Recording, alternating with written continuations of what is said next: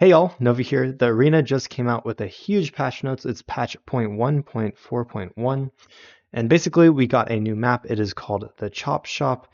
It is a car repair shop in the industrial zone of Tarkov. It used to be a place where stolen cars were stripped for parts to sell, but now it has become a gunfight arena. This compact location for violent, fast-paced battles is available for Shootout 2v2 and Shootout 3v3. So it sounds like we didn't get a new 5v5 map, which is a little bit disappointing, but I'll definitely have to try out this map for the Shootout game modes, and hopefully they add it to the 5v5 eventually as well. We had a bunch of amazing changes as well. It should actually fix a lot of the issues that I've had with Arena. They had a ranked matchmaking change. Basically now when searching for players, it matches you based not only on ARP, but also on your average meta points of presets purchased in previous matches. That's a little bit weird. I think that if it averages all of your matches ever, then that may be okay. The only thing is if this is only like your past 10 matches, then what players could do is they could like run the pistol kit like 10 matches in a row, with a team of 5 so they're not hurting anyone, and then they could run their full-on kit, and that could really screw some people over. So I don't know how that's going to work. Hopefully it's a good change. It could be bad, definitely. They are adding vaulting and obstacle interaction to Arena, which is awesome to see. I think vaulting is actually working really well in the base game. I've been using it a lot. So the nice thing about vaulting versus jumping is vaulting doesn't actually use extra stamina when you vault over something, unlike jumping, which uses a large stack of it. So that's something to new. But anyways, they said they added two types of vaulting to Arena, where climbing over the obstacle and remaining on it, and then also vaulting over an obstacle. So each type has different animations for different heights and different parameters of stamina and other stuff. Basically, they said during a sprint, you can jump over obstacles without the goal of climbing them. If vaulting is performed while walking, the loudness of such actions will be noticeably lower than jumping and sprinting. So basically vaulting will be a lot quieter, which is very good to know. For convenience of overcoming obstacles, an option has been added to the game settings, vault over medium obstacles, where you can choose auto or hotkey. If you select auto, your character will climb over medium and low height obstacles by himself. If you select hotkey, you will need to press the jump key to initiate vaulting, but this way you can control the character's actions more precisely. So I would say that auto vaulting is probably a bad idea. You're going to be vaulting when you don't mean to.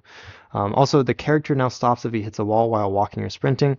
That is a little bit sad because what that'll stop you from doing is it used to be you could trick players by running into a wall. It makes it sound like you're running, they'll come out and peek you, and you'll catch them with their pants down because you won't be there, and then eventually you can just do a wide peek and kill them since they came out and peeked you since they thought you were running towards them.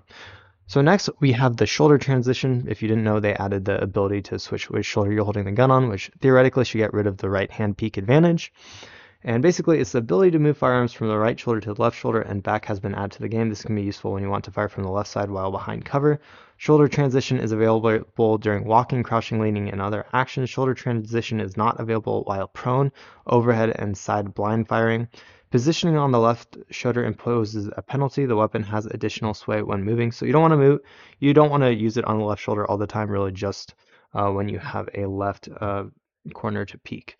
Next, they have control settings. I think these are just added, these are for what we just talked about. So they added a shoulder transition action. The default key is mouse 4, which is actually very, very easy to use, especially if you have a game mouse. Almost all of them have multiple keys.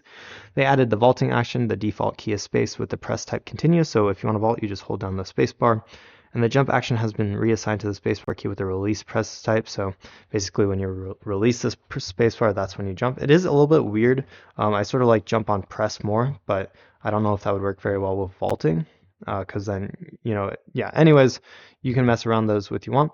This is huge. They added the new recoil to Arena. The new recoil in Tarkov, if you haven't tried it out, feels absolutely amazing. The gun feels like a gun now. It doesn't feel like, as most people have eloquently put it, a 7-year-old girl trying to wield an AK. Now it actually feels like you have a soldier. You can tap fire, you can burst fire. Everything's accurate. The recoil doesn't go up to the moon. So basically, they said the recoil mechanic has been improved to make it more realistic and comfortable for players. A special emphasis has been placed on improving the feel of semi-auto and short burst shooting, as I just said. New recoil mechanics now include a variety of flexible settings, allowing for balance adjustments based on... So basically, they can adjust recoil better, is what I'm reading there.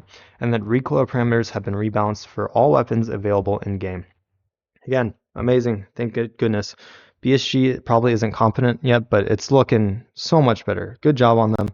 great changes so far. We have some economy changes and experience changes as well, but recoil and controls changes and vaulting feels great. And honestly, the recoil is just a long time coming. It feels amazing. It's so much easier to control guns. You don't have to have a meta kit anymore to be able to do anything. So next with our economy changes, cash rewards, basically it's actually really hard to make money in Arena right now. If you are using like a tier 5 or tier 6 kit, your kit can cost anywhere between like 200 to 400k, and it takes like 4 wins versus 1 loss to keep yourself at a steady like amount of money. So if you're not winning like 75% or even 80% of your games, then you're going to start losing your money the higher rank or the higher tier you are. But the issue with that is it means that to have that win percent, you just have to keep going up, which means eventually you go against better players. And so basically it makes it impossible to make money. And if you go broke, you have to use a worse kit. But if you use a worse kit, then you'll lose, which means you'll lose money. So basically, if you go broke, you're screwed, especially if you're a high tier player. So their cash rewards, I don't think it fixes it, but it at least makes it better. Basically what they said is for match starter presets with MP, which there's an MP number on each kit, and below 300 the reward value has been increased by 10%, and then for matches with advanced presets where the MP is above 600, so this would be like tier 5 and 6, the reward value has been increased to 47%. I don't know if this is enough, but it's definitely increased, which is good. In addition, the Shootout 2v2 and the Shootout 3v3 modes, the rewards values have been further increased and are now 15% higher than in the teamfight mode, and reward values in Shootout 3v3 have been balanced relative to the Shootout 2v2. I think the 3v3 just gave more. I don't know exactly though. They also buffed experience. Experience for kills went from 100 to 250. Headshot kills from 150 to 250. Double. So it's interesting that you don't get any more for a headshot versus just a normal kill. I think they should definitely add, unless that's added on top of the kill. I don't know. Anyways, double kills you get 100 to 150. You also get extra experience reward for 2 kills, and then if you get a triple or more kill, you get 100 to 200 extra XP. Then objective captures in the teamfight mode, they go from 150 to 300, so better, more incentive to capture the objective. And then objective capture in the other 2 modes, 100 to 200. And then defeat in teamfight mode, it was buffed from 3,000 to 3,500. And experience rewards have been decreased for teamfight victory from 65. Oh, that's not good. They are decreasing the victory ones. For victory for teamfight, it's 6,500 to 5,500. And Shootout is 6,700 to 50. Yeah, see? Oh yeah, I don't have to go through all these, but they're decreasing the experience rewards, and honestly, I don't think that's a good change. They didn't need to decrease experience. It's already fucking hard enough to level up. That's crazy, man. Trash. Absolute trash changes there. I don't like it. Okay, next, rating. The amount of received rating has been changed for the 2v2 and the 3v3 shootout. So for 2v2, first place gets 30, second place gets 15, third place loses 5, fourth place loses 15, fifth place loses 25. And then for 3v3, first place you get 30, second place you get 15, third place you lose 15, and fourth place you lose 30. So finally, we have some balancing for the classes. Nothing huge here. On the Cobra class, the Hexatech HPC armor has been replaced with an NFM Thor concealable reinvest vest. I think the Thor is level 6, right? I'm not 100% sure, but the HPC is definitely level 5, because that's what the class I use has. Zenith, I believe Zenith is the alternate class that everyone hates. The durability of the Fort Redoubt M armor has been reduced from 80 to 56. That's a pretty big reduction, but I'm sure it's still quite tanky. On Breeze, the FN57 MK2 pistol ammunition has been changed from SB193 to SS190. I don't actually know which one of those is better. It's been a while since I've used those guns, so my bad, but that may be a buff or nerf. Look it up for yourself. Again, it went from SB193 to SS190.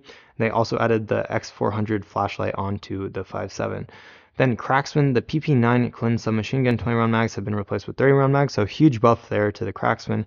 Climber, the HK MP5 submachine gun 20 rounders have been replaced with 30 round magazines, another big buff there. They reduced the number of extra magazines from 4 to 2. Still, 30 rounders are just so much better than 20, so great buff there. They added 20 rounds of M62 ammunition to the inventory. I guess, I don't know exactly who Climber is, but I'm sure that's good for some reason or another. And then Click, this is the SR2M gun. It now comes installed with a flashlight with a laser, so that is a big buff to hip firing. And they added the Elcan Spectre scope to the inventory. So now we have a list of general changes, mostly fixes. So Let's go through them real quick. Game systems have been optimized to increase FPS in systems with weak CPUs. They reduce the loudness of sound in the kill cam. Yeah, basically, if you died and you were spectating through the kill cam, you could very easily hear people walking, even if it wasn't normal for other people to hear it. So, a good change there. They reduce the loudness of music between rounds. Oh my god, bro, the music in the game is so fucking loud in between rounds. Wonderful change. I mean, it's so annoying because you can't. It's not music like in the main menu where you can turn it down. It was just loud. It's so loud. And I mean, I have my game sound cranked up so I can hear people walking. Anyways, then they disabled the kill cam after that from a cleanup crew. They fixed the issue with environment calling on various locations. They fixed an issue causing some players to jump out of the spawn area before the gates were open. I know that this was a thing in Sawmill. They fixed the issues causing the kill cam to display incorrectly, fixed an issue causing scopes on weapons to display incorrectly in spectator mode, fixed an issue where a group would start matching without a member who had not left the previous game. This was a big issue. If you were still in a game and they started matching, it'd mess up your party. You'd have to like disband and reband. So I'm really glad that they fixed that issue. It definitely affected me like every day because you would start the match and then one of your group mates would still be in and it would just screw everything up. They fixed an issue where a player's character's hands were displayed incorrectly in the spawn area. And let's see if there are any other issues that we really care about. Not really. Okay, so that is all the patch notes. Absolutely huge, great changes. I don't like that they decreased the XP. They definitely didn't need to do that. They really should buff or even just nerf the XP that it costs to unlock classes. I mean, it's crazy. Unless like at some point they're never gonna wipe arena, which maybe that's what it's gonna be. But yeah. Anyways, good changes overall. Hope they keep them coming. Hope they make it so that rubles just don't matter as much as they do right now. But other than that, I'm glad. I like it. Let me know what you think in the comments below of these changes. And I hope you're having fun with the Tarkov wiping if you're playing that. But yeah, other than that, I hope y'all are having a wonderful day. Happy holidays, everyone. And feel free to subscribe if you enjoy my content. I'll be putting out Tarkov content for the next few months, I'm sure. And yeah, thanks so much for watching, y'all. I hope y'all have a wonderful day. I'll see you next time. Have a great one, y'all.